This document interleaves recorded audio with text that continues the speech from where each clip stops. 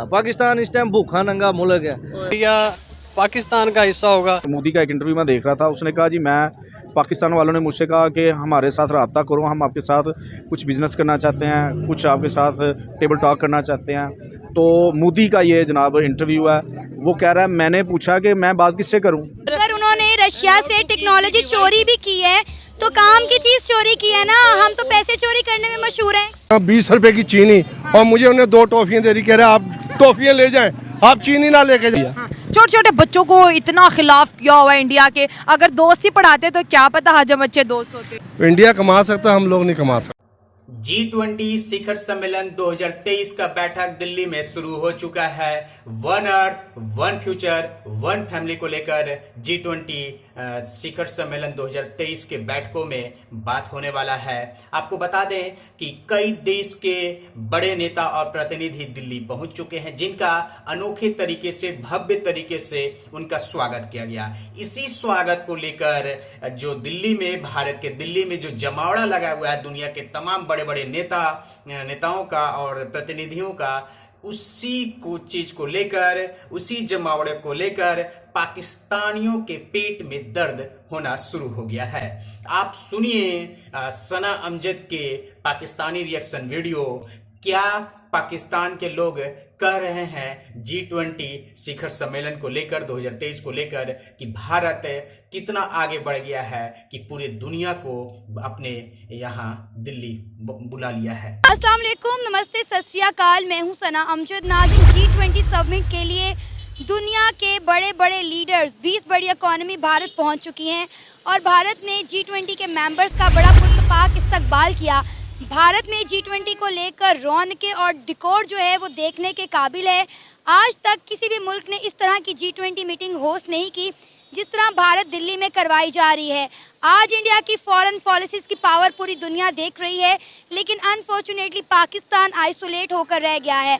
पाकिस्तान में बहुत अरसे से ना तो कोई इंटरनेशनल मीटिंग हुई है, ना ही कोई इंटरनेशनल विजिट हुआ है। India has proven themselves. उन्होंने अपने आप को इस चीज़ के लिए साबित किया है कि वो इस चीज़ के लिए कैपेबल हैं। India is the 4th largest economy, I think 5th और 4th largest economy in the world. अल्हम्दुलिल्लाह हम दिफाई तौर पे इंडिया से बहुत आगे हैं और एक दिन होगा कि इंडिया पाकिस्तान का हिस्सा होगा। सीधी सी बात है, हमने तो अभी बहुत लंबी तैयारियां की हुई हैं। इंडिया पाकिस्तान का हिस्सा होगा, अल्हम्दुलिल्लाह होगा। वो नहीं, वो कब और कैसे होगा? हमने गज़वा हिंद भी लड़नी है। अच्छा। ये हमारे बड़ों ने भी बताया हमें, और एक दिन होगा और इंडिया पाकिस्तान का हिस्सा होगा। ये आपको कन्फर्म बता रहा हूँ और इंशाल्लाह होगा। ये तरक्की वाला काम तो बाद में ना, हम तो इंडिया का हिस्सा बनना जा रहे हैं। चंद्रयान ले चांद पे ले गए। बिल्कुल। हालांकि वो जैसे भी ले गए, जिसकी भी टेक्नोलॉजी उन्होंने स्नैच अवे की, कहाँ से भी जो भी हुआ, मैं आई डोंट वांट टू उसके ऊपर नहीं बात करना चाहता। कर लेते हैं उस पर भी बात, पता तो चले, हमें भी पता चले ऐसे कौन सी हकीकत है जो हमें नहीं पता। रशियन टेक्नोलॉजी, ठीक है, रूस पूरी स्पेस में उनकी one of the top technology ever we have heard about that and we learn. Okay, Indian technology उसी का एक शाखसाना है, तसलसल है। ये रूसी टेक्नोलॉजी है जो उनको सिखाई गई है। सर वो मिलकर काम करते हैं, वो हर मजाइल भी मिलके बनाते हैं। मिल के नहीं कर रहे, ये फॉर योर काइंड इन्फॉर्मेशन आप थोड़ी सी गलत बात कर। हम लोग तो आइसोलेट होके रह गए हैं, ठीक है ना। जिस तरह से पूरी दुनिया की ऑब्वियसली जो वर्ल्ड इकोनॉमिक पावर्स हैं, उनका कोलैबोरेशन या माइंडसेट वहाँ पे बैठेगा, तो वो फ्यूचर फॉरकास्टिंग के लिए कुछ ना कुछ तो अपना रोड मैप क्रिएट करेगा। तो हम लोग की भी ये विश है, बल्कि विश नहीं है, we have to make it done in a future कि इस तरह के इवेंट्स जो है वो पाकिस्तान में भी हों। ब्रह्मोस मिसाइल का पता होगा आपको? जी पता है। वो इंडिया और रशिया ने मिलके बनाया। टेक्नोलॉजी उन्होंने स्नेच की है और टेक्नोलॉजी उन्होंने चुराई है। ये वही है जैसे एक बच्चा होता है ना, इडियट बच्चा जो क्लास में एट द लास्ट बेंच पे बैठता है। अच्छा। और वो सारा दिन कुछ नहीं करता, बट वो ड्राइंग चोरी करता है और ड्राइंग बनाता है। चलिए सर, चोरी किया, काम की चीज तो चोरी की ना, हम तो पैसा चोरी करते नहीं थकते। ब्रह्मोस अपने आप चल गया, वो तो उन्हें पता ही नहीं कैसे उसको how to keep the weapons and how to keep there. अगर उन्होंने रशिया से टेक्नोलॉजी चोरी भी की है तो काम की चीज चोरी की है ना, हम तो पैसे चोरी करने में मशहूर हैं। आ गई ना ना, ये भी आप गलत कह रहे हैं। अपने मुल्क को अंडर एस्टिमेट मत करें। सर जो सच है, देखिए अगर आप रशिया और इंडिया के बारे में सच बात कर रहे हैं तो पाकिस्तान के बारे में भी सच बात करें ना। You have a solution, you should have to criticize. तो आपने सुना सना अमजद का यह वीडियो है, पाकिस्तानी पब्लिक का रिएक्शन वीडियो। उन्होंने क्या कहा, हम तो आइसोलेट होके रह गए हैं। एक तो इतना कह दिया कि इंडिया पाकिस्तान का हिस्सा होगा। अरे भाई, जरा सपने में भी आपने कैसे सोच लिया कि पाकिस्तान का हिस्सा होगा इंडिया? जरा अपने मुल्क के लोगों से बात करो। बात कर रहे हैं एक चचा जो हमारा चंद्रयान चंद्रमा पर पहुंच चुका है, उसको लेकर उन्होंने क्या कहा, ये टेक्नोलॉजी रसिया से चुराया है। ठीक है भाई, हमने आपका बात मान लिया, चुराया है, आप ही का बात मान लिया। जैसे छोटे बच्चों को ना फुसलाया जाता है, जब वो रोते हैं तो उन्हें फुसलाया जाता है एक चॉकलेट देकर कि ताकि बच्चा रोए नहीं। चलो उसी बहाने के नाते उसी तरीके से आपको मैं बोल रहा हूं कि मैं आपका बात मान लिया, उसी टेक्नोलॉजी को मैंने चोरी किया। लेकिन चोरी किया काम के लिए ना, हमने तो चोरी कर कर अपना मिशन पूरा किया और मिशन पूरा कर रहा हूं। आपने क्या किया? अब आप सुनिए साइला खान को, जिनका यूट्यूब चैनल है नाइला पाकिस्तानी रिएक्शन के नाम से, उनके द्वारा जो पाकिस्तानी पब्लिक का जो बाइट लिया गया है, सुनिए क्या आवाम, पाकिस्तानी आवाम कह रहे हैं इंडिया में जो G20 हो रहा है उसको लेकर। फ्रेंड, मैं हूं शाइला खान और आप देख रहे हैं नाइला पाकिस्तानी रिएक्शन। इंडिया में G20 समिट होने जा रहा है और इसकी धूमें पूरी दुनिया में मची हुई है। यूनाइटेड अरब एमिरेट से लेके यूरोपीय यूनियन, अमेरिका तक इस वक्त इंडिया में मौजूद है। बहुत शानदार उनका रेड कार्पेट पे वेलकम किया गया है और जिस तरह से रिवायती और कल्चरल अंदाज में इंडिया ने अपने तमाम गेस्ट को वेलकम किया है, वो अपने आप में एक बहुत बड़ा रिकॉर्ड इंडिया ने बना लिया है। 20 रुपए की चीनी और मुझे उन्हें 2 टॉफियाँ दे दी, कह रहे आप टॉफियाँ ले जाएं, आप चीनी ना लेके जाएं। एक टॉफी मैंने चाय में कप में डाल ली, एक मैंने दूसरे दिन नहीं रख ली।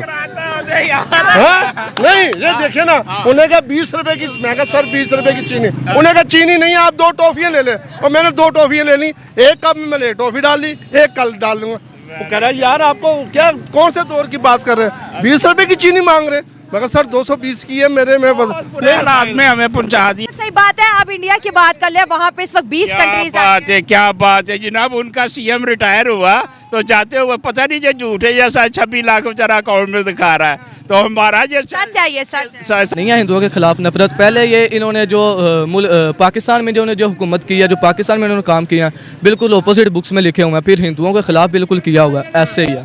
छोटे छोटे बच्चों को इतना खिलाफ किया हुआ है इंडिया के। अगर दोस्ती पढ़ाते तो क्या पता हजम अच्छे दोस्त होते। लेकिन दोस्ती हमें उनसे करने की एक हिसाब से ज़रूरत भी नहीं है, अगर हम खुद अपनी डेवलपमेंट करें तो। इंडिया कमा सकता, हम लोग नहीं कमा सकते। हम क्यों नहीं कमा सकते? हमारे पास किस चीज़ की कमी है? हमारे पास इसलिए कमी है नहीं है, हमारे जो हुक्मरान है, जो जितने बड़े, वो सही हो जाए तो इंशाल्लाह हमारा पाकिस्तान सही हो सकता है। बिलौर इसको ले लेते, यहाँ से कोई शरीफ आदमी फ्रूट लेके जाएगा, उसके हाथ से फ्रूट छीनने वाला वक्त आ रहा है। ये सिविल वॉर होने वाली है। हम तो कह रहे हैं ना, इंडिया को 1 मिलियन वीजाज दिए हैं, लेकिन उससे उनको फ़ायदा होगा ना। हाँ, तो हम तो पैसे दे के भी हमें कोई एक्सेप्ट नहीं कर रहा। वही मैं कह रहा हूँ, अगर इधर वीज़ा मिलने लग जाए, इधर तो किसी ने रहना ही नहीं है। 1 लाख आबादी रह जाए, वो भी हमारे पॉलिटिशियन ही रह जाएंगे। सही बात है। अपनी नेबरिंग कंट्री से क्यों नहीं सीखते? अफगानिस्तान हमसे बेहतर है क्या? वो is improving day by day. उसका इंडिया का रुपया कहाँ चला गया, वो उसका अफगानिस्तान का बढ़ गया, पता नहीं। ये सोशल मीडिया झूठ बोल रहा है। नहीं, सच है, सोशल मीडिया झूठ नहीं कहेगा। दी थी कि हमें तो पाकिस्तान से अब कम्पीट करने की जरूरत ही नहीं। वो कहते हैं, उसने 100% ठीक कहा था। हम कहते हैं कि अगर हम डिवाइड ना हुए होते, हम अंग्रेज़ों के कब्ज़े में होते अभी तक, तो हमारी हालत इससे 100% बेहतर होती। हमारे पास हॉस्पिटल होते, फ्री मेडिकल की फैसिलिटी होती, हमारे पास एजुकेशन होती, और हम इस गंदे जो गठजोड़ करप्शन के हैं और नाइंसाफ़ी का अभी जो इनजस्टिस का सिस्टम चला हुआ है, कानून को दबा के रख दिया है, इससे कम अज़ कम पाक होते। ठीक, तरक्की करनी है, हम उनकी तरक्की को अब हम नहीं रोक सकते। उन्होंने अब पहले था भी पाकिस्तान के साथ दुश्मनी, ये हमारे पे ज़ाया कर रहे थे, अब उन्होंने छोड़ दिया। पता भी पाकिस्तान खुद ही डूब रहा है, उसकी अपनी मुसीबतें इतनी ज़्यादा, खुद ही गिर जाएगा। उन्होंने देखना ही नहीं, बस उनका भी ये सिर्फ तरक्की करनी है। और मुझे ऐसा लग रहा है भी अगले 10-15 साल में एशिया का सबसे जो तरक्की पजीर मुल्क होगा वो इंडिया ही होगा, उसको इसे कोई नहीं रोक सकता। आएगा अपनी मर्जी से, ठीक है। इंडिया वो जाता है उनकी मर्जी से, वो जब बुलाएं बुला सकते हैं। यहाँ हम हैं उनके गुलाम। जब गुलाम एक आका गुलाम के घर जाता है तो वो तो अपनी मर्जी से जाता है। आप देख रहे थे, आप सुन रहे थे साइला खान को, उनका Pakistani YouTube channel Naila Pakistani reaction YouTube channel है उनका। उन्होंने जो पाकिस्तानी पब्लिक का रिएक्शन लिया, उन्होंने अपना दर्द को बयान किया है किस तरीके से उन्होंने जो पाकिस्तानी पब्लिक है कैमरे के सामने अपनी बात रखी है। हालांकि लोग वहाँ मजाक के रूप में भी देखा जा सकता है, लेकिन ये मजाक नहीं है, ये उनके अंदर का दर्द है जो बाहर निकल रहा है। जो उनका जो सरकार है, जो लगातार कोई काम नहीं किया है, वो हम नहीं, वहाँ के पब्लिक बता रहे हैं। अब नेक्स्ट वीडियो आप देखिए और लास्ट वीडियो देखिए।